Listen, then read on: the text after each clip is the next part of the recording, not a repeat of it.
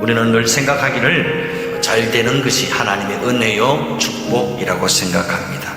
하지만 하나님께서는 바울을 통해 오늘 우리에게 이렇게 말씀하십니다. 너의 병든 것이 은혜다. 아픈 것이 은혜다. 인생에 가시가 있는 것이 은혜다. 고통이 은혜다. 상처가 은혜고 실패한 것이 은혜다. 망한 것이 은혜다.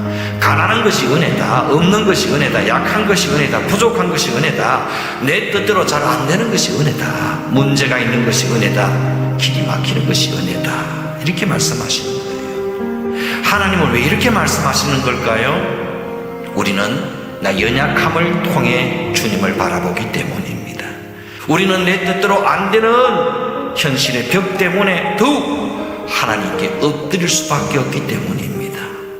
오늘 나를 여기까지 하나님의 은혜의 자리까지 인도한 것은 사실 나의 잘남이나 나의 성공이나 나의 똑똑함이나 나의 자랑이나 나의 공로가 결단코 아니더라는 겁니다. 오히려 나를 하나님의 은혜 앞으로 인도한 것은 나의 연약함이더라는 거죠. 나의 한계와 부족함이, 나의 절망과 나의 아픔과 상처와 슬픔과 문제들이 나를 하나님의 은혜 앞으로 인도하더라는 겁니다.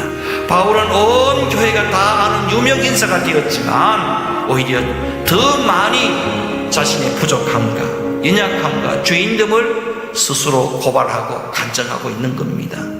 왜 이렇게 바울은 자신의 장점을 자랑하지 않고 오히려 자신의 약점을 자랑하고 자신의 허물과 부족함을 고백하고 있는 겁니까? 그 이유는 그렇게 함을 통해 하나님의 위대하심이 드러나기 때문입니다.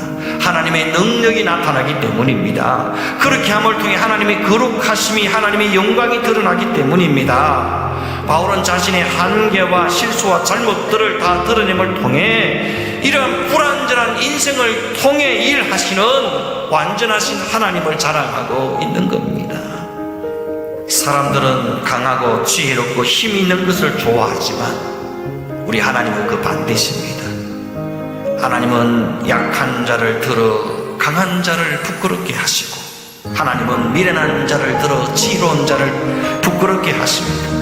하나님은 없는 자들을 들어 있는 자들을 부끄럽게 하시고 가난한 자들을 들어 부한 자들을 부끄럽게 하시는 분이십니다.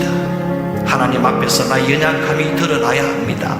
하나님 앞에서 나의 부족과 한계가 폭로되어야 합니다. 하나님 앞에서 나같이 사악한 자가 없고 나같이 망할 죄인이 없다는 사실이 여실하게 까발려져야 합니다. 우리가 날마다 자신의 연약함과 미련함과 한계를 고백할 때에 성령께서 은혜를 부어주십니다.